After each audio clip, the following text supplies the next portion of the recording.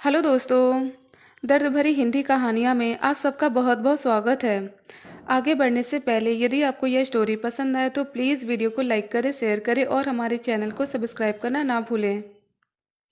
करण की शादी के बाद कौन सा कमरा उन्हें दिया जाए?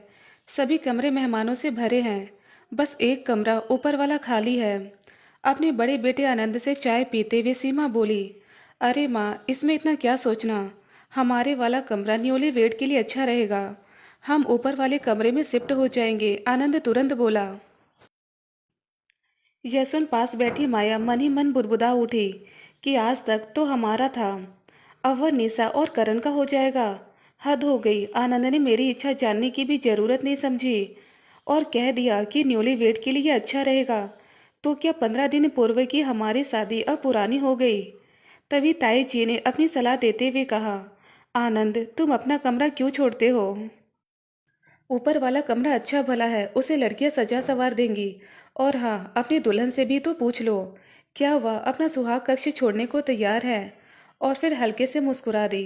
पर आनंद ने तो त्याग की मूर्ति बन झट से कह डाला, अरे इसमें पूछने वाली क्या बात है?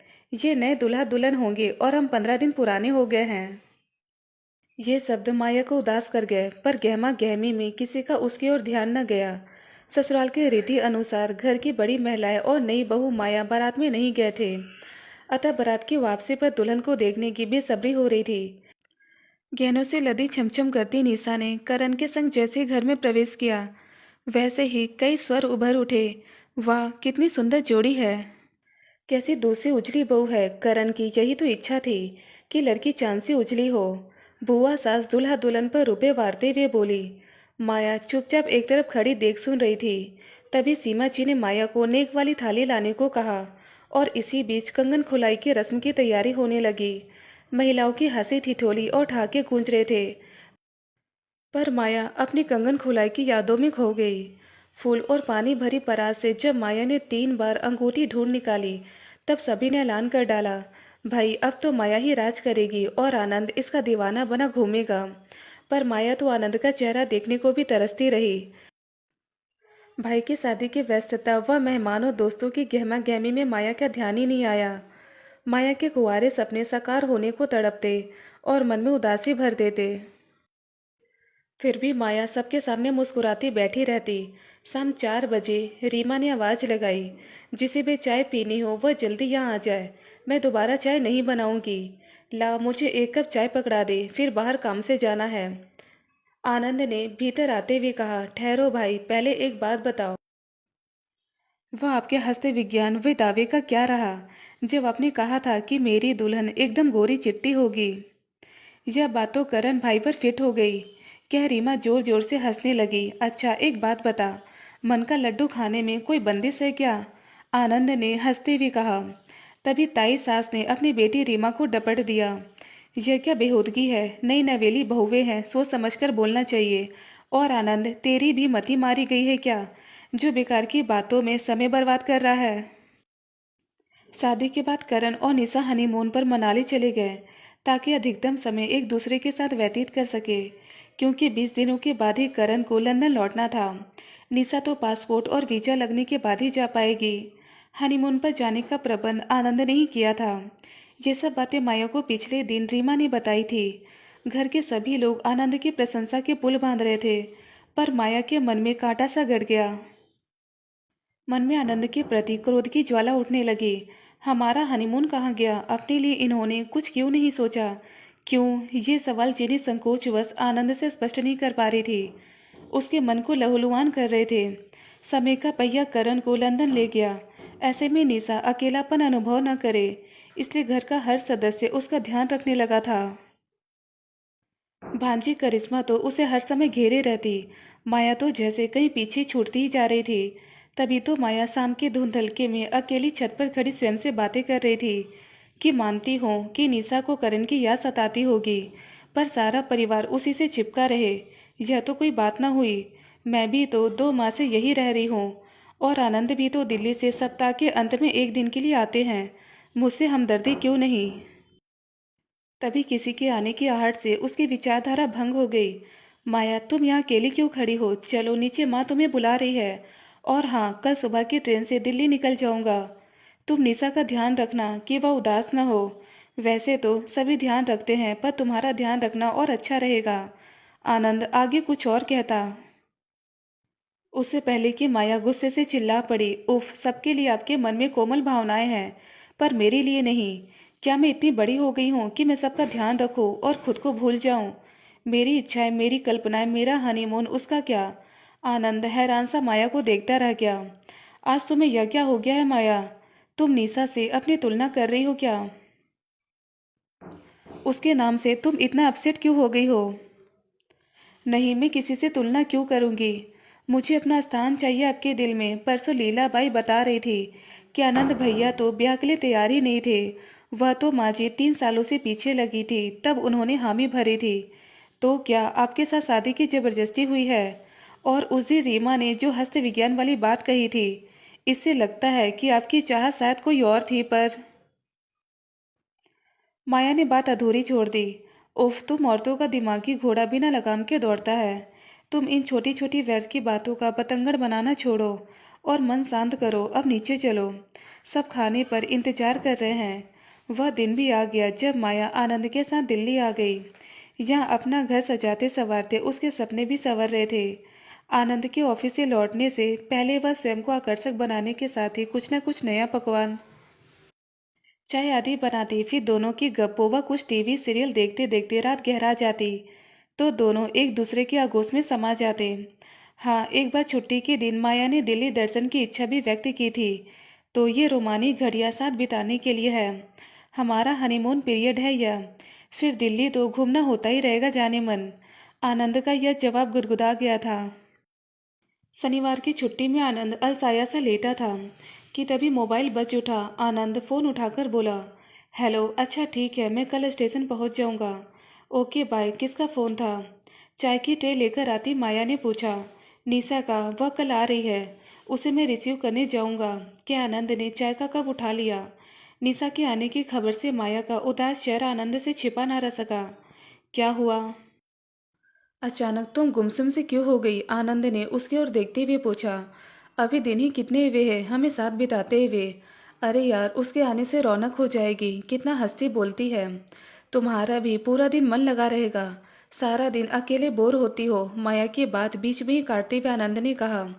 माया चुपचाप चाय की ट्रे उठाकर रसोई की ओर बढ़ गई। फिर वही निशा। क्या वो अपने मायके या ससुराल में नहीं रह सकती थी कुछ महीने? फिर चली आ रही है दाल भात में मुसलचंद। खैर, मुस्कुराहट तो ओढ़नी होगी, वरना आनंद न जाने क्या सोचने लगे। मन ही मन सोच माया नाश्ते की तैयारी करने लगी। छुट्टी के दिन आनंद निशा और माया को एक मॉल में ले गया। वहाँ की चहल पहल और भीड़ का कोई छोर ही ना था। निशा की खुशी देखते ही बन रही थी। भाभी, आप तो बस जब मन आए यहीं चली आया करो, यहाँ शॉपिंग का मजा ही कुछ और है। माया की ओर देख उसने कहा, मुझे तो आनंद पहले कभी यहाँ लाए ही नहीं। यह सब तो तुम्हारे कारण हो रहा है।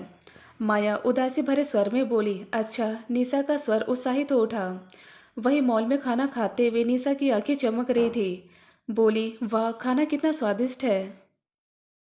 इस पर आनंद ने हंसकर कहा, मुझे मालूम था कि निशा तुम इंजॉय करोगी, तभी तो यहाँ लंच लेने की सोची। और मैं, माया ने आनंद से पूछ ही लिया।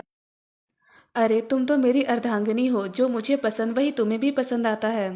अब तक मैं यह तो जान ही गया हूँ, इसलिए तुम्हें भी यहाँ आना अच्छा ही लगा होगा। बुधवार की सुबह अखबार थामे निशा बोली, बिग बाजार में 50% की बचत पर सेल लगी है। भैया मुझे 5,000 दे देंगे? 2,000 तो है मेरे पास। मैं और भाभी ड्रेसेज लाएंगे, ठीक है ना भाभी? लंदन में यही ड्रेस काम आ जाएगी।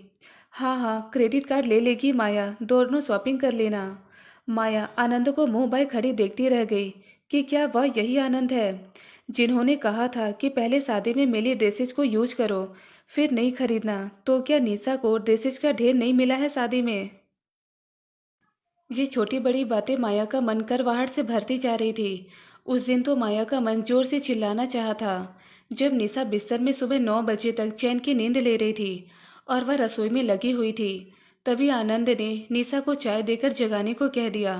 वह जानती थी कि आनंद को देर तक बिस्तर में पड़े रहना पसंद नहीं। फिर निशा से कुछ भी क्यों नहीं कहा जाता। मन में उठता विचारों का ज्वार सुहाग रात की ओर बहा ले गया मुझे तो प्रथम मिलन की रात्रि में प्यार के पलों से पहले संस्कार, परिवार के नियमों आदि का पाठ पढ़ाया था आनंद ने। फिर तभी चाय उफन्ने की आवाज़ उसे वर्तमान में ले आई। मैं आज और अभी आनंद से पूछकर रहूंगी। सोच माया बाथरूम में सेव करती आनंद के पास जाकर खड़ी हुई। क्या बात है, कोई काम है क्या? सेविंग रोक आनंद ने पूछा। क्या मैं जबरदस्ती आपके गले मढ़ी गई हूँ? क्या मुझ में कोई अच्छाई नहीं है? आनंद हाथ में सेविंग ब्रश लिए हैरान सा खड़ा रहा। पर माया बोलती रही, हर समय बस नीसा नीसा। मुझसे तो परंपरा निभाने की बात करते रहे और इसका बिंदासपन अच्छा लगता है, आखिर क्यों? माया का चेहरा लाल होने के साथ साथ आंसू से भी भीग चला था। तुम्हारा तो दिमाग खराब हो गया है। तुम्हारे मन में इतनी जलन ईर्ष्या कहाँ से आ गई? निशा के नाम से चिड़ क्यों हो रही है? देवरानी तो छोटी बहन जैसी होती है। और तुम तो ना जाने। बस फिर शुरू हो गया मेरे लिए आपका प्रवचन। उसकी हर बात गुणों से भरी होती है और मेरी बुराई से। के पांव पटकती माया अपने कमरे में चली गई। आनंद बिना नाश्ता किए वह लंच टिफिन लिए ऑफिस चला गया।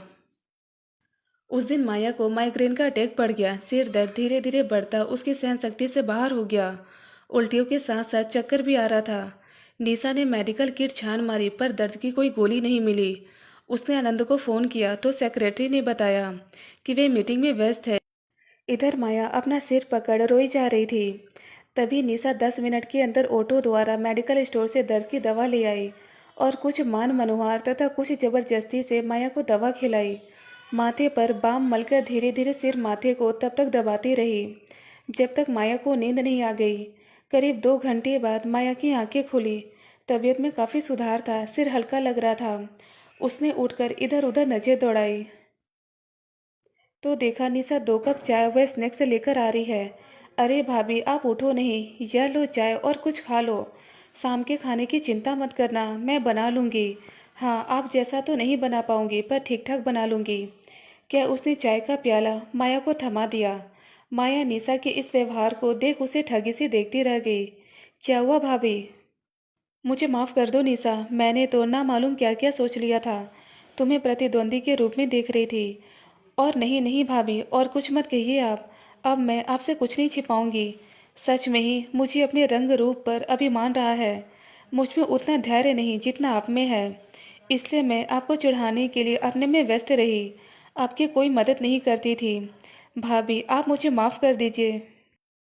आज से हम रिश्ते में भले ही देवरानी जेठानी है पर रहेंगी छोटी बड़ी बहनों की तरह। और फिर दोनों एक दूसरे के गले से लग गई। सच निशा, मैं आज से अपने मन को गलत दिशा की तरफ भटकने से रोकूंगी और तुम्हारे भैया से माफ़ी भी मांगूंगी। अब निशा व माया एक दूसरे को देखकर मुस्कुरा रही थी।